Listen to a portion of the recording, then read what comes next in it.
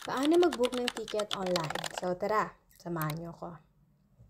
Hello everyone! Welcome back to my channel. Hope you like this video at makatulong sa inyo. First, punta lang kayo sa Google Chrome. Then, go to search Google Flight.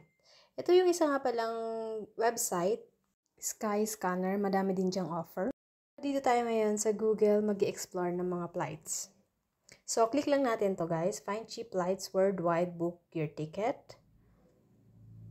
And then, dadaling kayo dito. Pag na-open nyo na yan, dahil nga nandito ako ngayon sa Beirut, so ayan yung aking location, na-detect niya. So, mag-explore lang kayo guys. Kung wala pa naman kayong destination, saan nyo gusto mag-vacation, halimbawa, gusto nyo pumunta ng Singapore, whatever, pwede kayong mag-explore dyan. Magsasuggest din sila na dates na mura at saka yung destination na mura pwede nyo puntahan guys. So, ako dahil pauwi ako ng Pilipinas, Dubai to Philippines. So, ayan. Mas okay guys kapag maaga kayong magpapabook ng ticket. 5 months or 4 months before kayo umuwi, mas okay yun guys. Kasi mas maraming offer, mas maraming tickets na mas mura talaga guys. Kesa dun sa mga 1 month lang yung flights nyo, is tsaka lang kayo magbubook. Mahal na talaga yun guys. So, ayun. Ang advice ko lang sa inyo guys, magbook na kayo ng mas maaga para mas makalas kayo ng bayad. So, yun lang guys. Then, ayan yung currency natin. Palitan natin kasi naka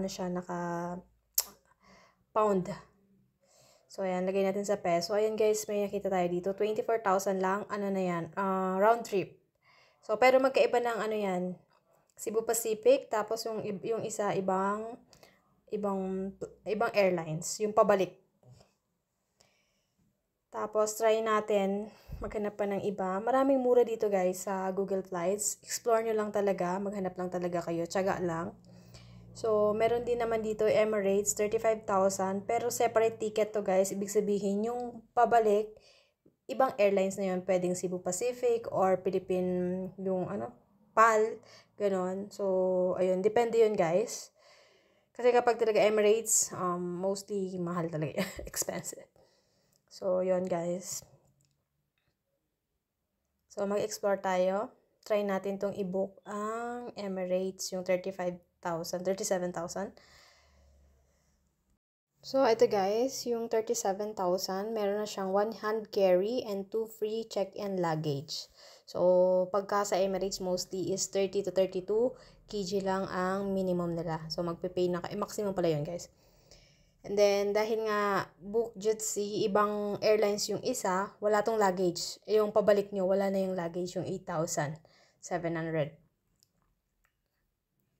So, click lang natin to guys. Then, book now. Ayun, Cebu Pacific yung pabalik, yung return ticket ko. So, wala yung luggage. So, explore destination tayo guys. Dito magsasuggest yan si Google ng mga flights na pwede nyo. Kung wala pa naman kayong exact place and date, mag-explore kayo dyan. Magsasuggest yan ng date at saka destination ng mga mura guys. So, tiyaga lang talaga ng pagpili at paghanap ng mga murang flights dito sa Google Flights. Pero marami dito mga cheap na flights. So, yun lamang guys. Sana nakatulong ang video na ito sa inyo. So, next time kapag magbubook kayo ng ticket, mas okay na dito kayo sa Google Flights or Skyscanner. So, yun lamang guys. Sana nakatulong. Thank you for watching. Don't forget to like and subscribe and press the bottom bell for my next video. Bye!